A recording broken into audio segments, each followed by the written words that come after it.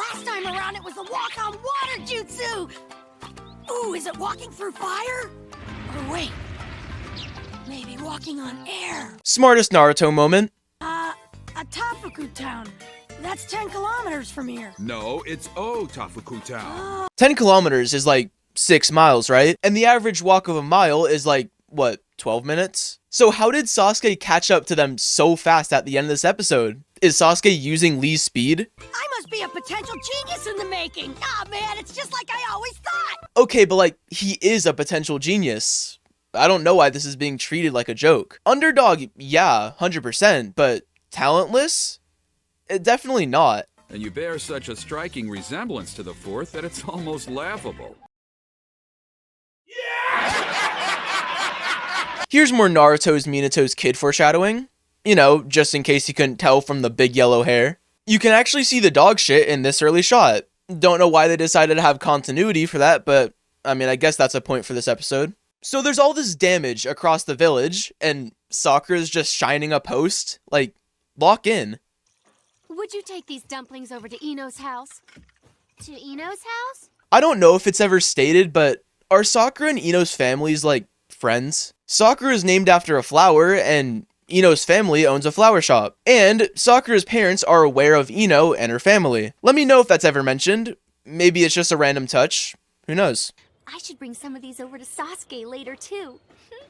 I wonder if he has a sweet tooth. We actually hear that Sasuke doesn't have a sweet tooth a couple episodes back, so nice try, but like, Sakura was kind of doomed from the start. Sasuke, thank you. I mean, you know, you protected me from the sand, right? Okay, but like, that's not a terrible assumption from a surface level. When she did get knocked out, I mean, Sasuke was the target of Gaara, so it's only natural to think he had a hand in beating him. Sure, Naruto's gotten stronger, but against the sand ninja? I'm telling you the truth. This is kinda where I have a problem with it. You saw Naruto beat Neji, and like, Naruto beat Neji. When Sasuke says that Naruto beat Gaara, you fucking believe him. Even first-time viewers would think it's possible, albeit challenging, for Naruto to beat Gaara after they saw him overcome an obstacle like Neji. Like, I get Sakura thinks highly of Sasuke, but at this point, you should know his personality. He wouldn't just lie because he wants to be overly modest. Like, that's not a Sasuke thing to do. Right. I'll save some for Naruto, too. Were these people waiting for Sakura to leave her flashback? Like on some Family Guy shit? Like, what is this?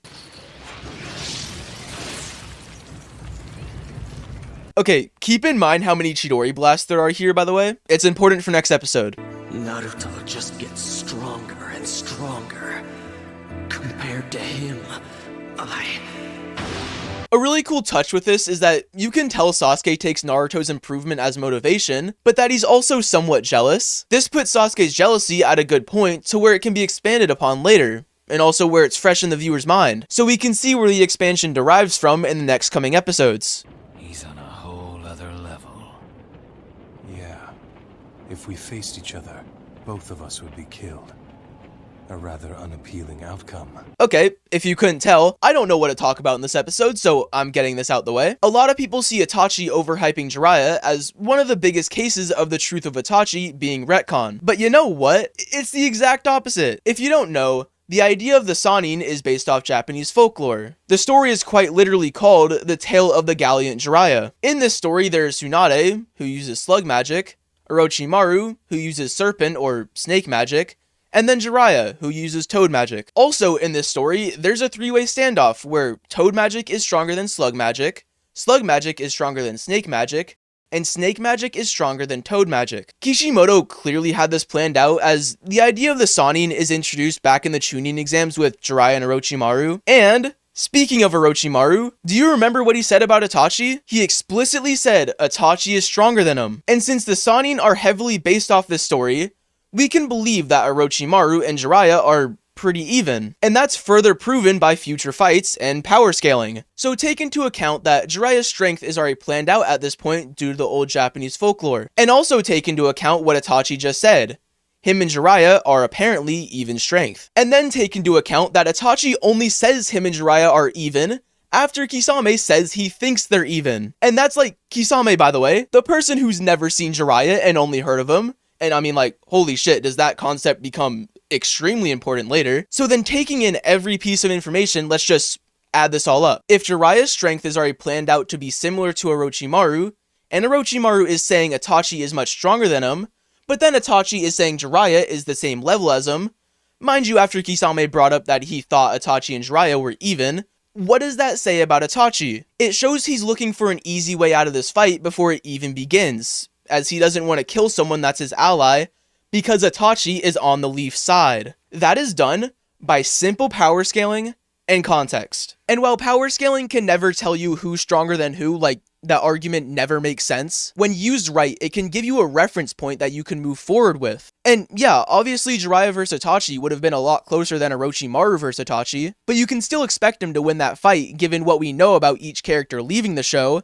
and what each character knows about the other as of right now. You can easily assume that Itachi knows more about Jiraiya than Jiraiya knows about Itachi, which would instantly put him at a disadvantage. Like, if these two knew everything about each other, it would 100% be a close fight. But the fact is, they don't, and that's what makes this fight uneven. And that's what makes Itachi's claim of them being even seem like a stretch without context, and a huge leap with context, which is what points to the fact that Itachi wants to get out of this before anything bad happens, as he doesn't want to injure or even kill a top 1 member of the Leaf Village, which is the side he's aligned on. It also doesn't help that Kishimoto literally says in an interview he planned for Itachi to be a good guy that did a bad thing. So that whole interpretation is backed up by the fucking creator's intentions. Like, there's all this information in front of you, and still it's somehow retcon? It's all in front of you, like, fucking trust your writer and have a little bit of media literacy. It's not that hard. Like, are you sure the twist just didn't get you that badly that it hurt your ego, and you needed to call out a writer's flaw so it didn't seem like you got played? It's this small part of the Naruto fanbase too, where if they don't like something, it's instantly like a huge writer's flaw because they have the ego the size of a planet,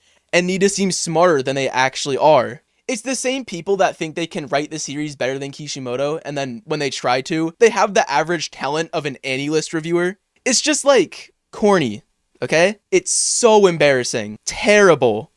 Pervy Sage. What kind of a student was the 4th Hokage? It makes sense why Naruto would ask. He's trying to become Hokage, and this is someone who taught one, so, I mean, yeah, that checks out. I first studied under the 3rd Hokage. The 3rd, huh? Okay, I'm just gonna say it. Jiraiya has such a goated lineup on sensei students. This guy was taught under the 3rd Hokage, who was highly regarded by the 2nd Hokage, then went on to teach Nagato, damn, then Minato, damn, and then Naruto. He's on an insane run. Damn, LeBron levels of longevity. It's crazy. Wait a second. If you studied with Kakashi, that means you must have gone through the bell training. Am I right? Huh? Yeah. The idea that the bell test was passed on is such a good idea. It makes the Will of Fire as a concept seem 10 times more real, and that's a big part in some amazing character arcs. Well, Jiraiya, looks like I win our little wager. Enjoy your time on the stump. Yeah, it's almost like the Sannin bear resemblance to Team 7. That's probably not going to be important later. Definitely not. The transparency jutsu I use is flawless when I'm out researching. We've actually seen transparency jutsu before. If you say where, I'd be very surprised. Right then, if you're so sure of yourself, I'll have to tag along next time. Will you shut the hell up? What are you doing? What the hell is going on here? Not much. Yeah, nice one, guy. Seriously, you couldn't think of an actual excuse? He overused a Sharingan. There you go. It's that easy. Hey, is it true that Itachi has returned? And that he's come here to get Naruto? Listen, simple mistakes happen to everybody, okay? Goggles has been perfect up to this point. He had to mess up. He was due. In reality, I don't really know if I like this. On a surface level, it is fine, but when you look deeper, it really is just a lazy way to move the plot along, and stuff like that doesn't really happen in Naruto. This is such a cool face transformation from Sasuke. It's just him processing what he just said and realizing this is what he's been waiting for. Really cool moment. Hey, Sasuke. Where is Naruto? I don't know if this is supposed to be funny on purpose, but like, why does Sasuke pre-fire Sakura's eye contact? His face doesn't move, he just stares in the same spot and it lands exactly to eye contact. He met Master Jiraiya here around noon. They had a little bit of ramen, then they said they were heading off somewhere. Where to? Notice how Teuchi says Master Jiraiya. I'm working it into a theory later on, so get ready. Hey, trenchcoat guy, you're just a random guy, aren't you? You're not important. Will you shut the hell up? Man, every single time I'm with that pervy sage, I always end up getting shafted. Yeah, maybe not the best wording. That can definitely be interpreted in a very bad way. Dub lock in. Dub lock in. I'm not going to say much specifics about Sasuke's little search party thing, mainly because there's nothing to talk about, but I will say it's really good build-up for the end of this episode and is executed probably the best it could have been. It's just constant build-up for like 2 minutes, so great job. What now? Are you telling me she dumped you already? Wait, go back. How the fuck did that work? I don't think putting shoes on works like that. Naruto!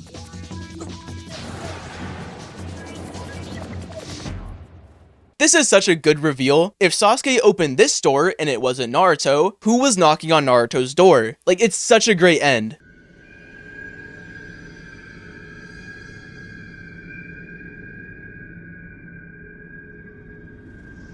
This shot is so iconic for all the right reasons. It's at the end of the episode, but is somehow a tone setter for the next episode. We just saw Itachi drop Kakashi easily, and now he's staring down our main character with the intent to take him, or so the viewer believes. Such a great cliffhanger, it's insane. You might have been able to tell, but I don't think this episode's it. I was positive for the entire thing, which should really tell you that even through the bad of Naruto, there is still some good. Like, there's always gonna be some light shining through, but I still don't think it's enough for how egregious the pacing is. Do we need to take an episode to go through a town? No, this could have been half an episode. It's a lot of unfunny gags that wasted the runtime, and it's almost somewhat punishing. I think Sasuke's good in this episode.